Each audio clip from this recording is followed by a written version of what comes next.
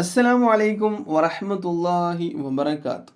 ഭൂമി കുലുങ്ങുന്നതായിട്ട് സ്വപ്നം കണ്ടാൽ, ഭൂമി കുലുങ്ങുന്നതായിട്ട് ഒരാൾ സ്വപ്നം കണ്ടാൽ അതിൻ്റെ വ്യാഖ്യാനം നാം കരുതുക ഭൂമി കുലുക്കം ഉണ്ടാകും, ഭൂമി കുലുക്കം സംഭവിക്കും എന്നൊക്കെയാണ് നമ്മൾ അനുമാനത്തിൻ്റെ വ്യാഖ്യാനമായിട്ട് പറയാറുള്ളത്. എന്നാൽ അതിൻ്റെ വ്യാഖ്യാനം മഹാനായ നാബൽസി റഹിമഹുമുല്ല അവരുടെ ഒരു കിതാബിൽ 229 പേജിൽ പറയുകയാണ്.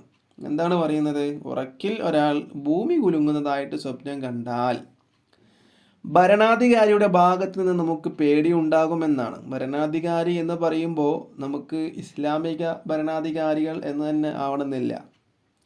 ഇത് എങ്ങനെയുള്ള ഭരണാധികാരികളാവാം?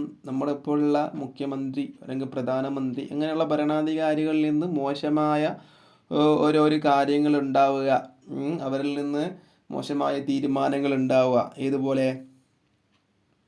നമ്മുടെ പൗരത്വ ഭേദഗതി ബില്ല് പോലെ അങ്ങനെയുള്ള നമ്മൾ മോശമായ ഓരോ തീരുമാനങ്ങൾ ഉണ്ടാവുക. അതാണ് ഇവിടെ ഉദ്ദേശിക്കുന്നത്.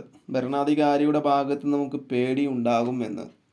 ആ പൗരത്വ ഭേദഗതി ബില്ലിൻ്റെ സമയത്തൊക്കെ അത് നടപ്പിലാക്കുന്നൊക്കെ പറയുമ്പോൾ മുസ്ലിങ്ങളൊക്കെ ഒരുപാട് പേടിച്ചിരിക്കുന്ന സമയമായിരുന്നു അല്ലേ? നമ്മളെന്താ ചെയ്യുക, എന്താണ് ചെയ്യുക, അവിടത്തേക്ക് പോകുന്നൊക്കെ ഭയങ്കര ബുദ്ധിമുട്ടുള്ള സമയം ഉണ്ടായിരുന്ന സമയത്ത്. ഇപ്പോൾ അതിനെക്കുറിച്ചൊന്നും വർത്തമാനങ്ങളൊന്നും കേൾക്കുന്നില്ല.